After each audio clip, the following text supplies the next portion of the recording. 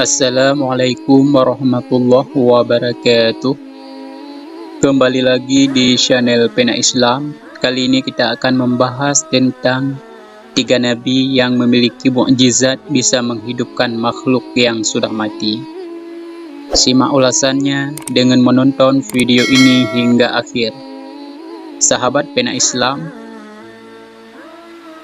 banyak orang mengetahui bahwa menghidupkan manusia merupakan salah satu mukjizat Nabi Isa alaihissalam. Namun masih sedikit yang tahu bahwa tak hanya Nabi Isa saja yang memiliki bukti kebesaran tersebut, melainkan beberapa nabi juga pernah tercatat menghidupkan makhluk yang telah mati. Siapa saja nabi tersebut? Simak ulasannya dengan menonton video ini hingga akhir. Yang pertama, Nabi Isa.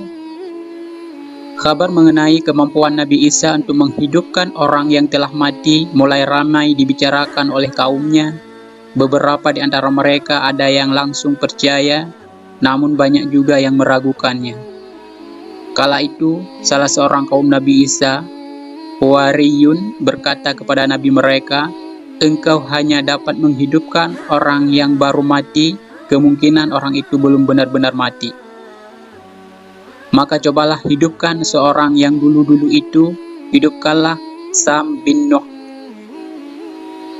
Setelah itu Nabi Isa mendatangi sebuah gundukan tanah, lalu dipukulkan tanah tersebut dengan tongkatnya seraya berkata, "Bangkitlah kamu dengan seizin Allah." Kemudian seseorang bangkit dari tanah dengan menyaka tanah dari kepalanya yang sudah beruban. Nabi Isa kemudian meminta Sam bin Nuh menceritakan peristiwa banjir besar yang terjadi pada masa kenabian Nuh. Kapal itu memiliki panjang 1.200 hasta dan lebar 600 hasta. Kapal itu memiliki 3 lantai, 1 lantai terdapat hewan peliharaan dan binatang liar, 1 lantai lagi terdapat manusia, dan 1 lantai lainnya terdapat berbagai jenis burung. Kisah Sam kepada Nabi Isa dan para pengikutnya. Selesai ia bercerita, Nabi Isa memintanya untuk kembali ke dalam tanah. Yang kedua, Nabi Ilyas. Nabi Ilyas alaihissalam diutus untuk mengingatkan seorang raja Israel bernama Ahab yang telah berbuat zalim pada rakyat-rakyatnya.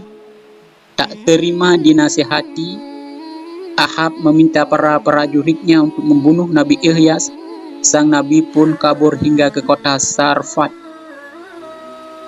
Di sanalah ia bertemu dengan seorang janda dan anaknya yang tengah mengumpulkan kayu bakar. "Ibu, tolong ambilkan sedikit air minum untuk saya," kata Nabi Ilyas memohon. Tak hanya minum, Nabi Ilyas juga meminta dibawakan sepotong roti. "Hanya ini yang kami miliki," jawab sang ibu seraya menunjukkan sedikit tepung di mangkuk serta minyak zaitun di botol. Nabi Ilyas meminta janda tadi membuatkan roti untuknya, sisanya boleh dimasak untuk kebutuhan lain. Nabi Ilyas juga berusaha meyakinkan ibu dan anak tersebut bahwa Allah akan mengisi mangkok dan botol itu dengan tepung dan minyak zaitun sepanjang tahun hingga hujan datang. Ternyata janji Nabi Ilyas terbukti kebenarannya. Nabi Ilyas, janda serta anaknya mampu hidup hanya dari tepung dan minyak zaitun yang tak pernah habis. Beberapa waktu berlalu, si anak janda itu jatuh sakit dan meninggal dunia. Janda tersebut memohon kepada Nabi Ilyas agar anaknya dijauhkan dari musibah kematian. Setelah itu, Nabi Ilyas memohon kepada Allah untuk menghidupkan anak yang telah mati itu. Dengan izin Allah, anak tersebut hidup lagi dan berkumpul dengan sang ibu. Yang ketiga, Nabi Ibrahim. Suatu hari Nabi Ibrahim alaihissalam sedang berjalan dan melihat sebuah bangkai hewan yang telah menjadi tulang belulang. Lantas terlintas dalam pikirannya bagaimana Allah mampu menghidupkan sesuatu yang telah mati.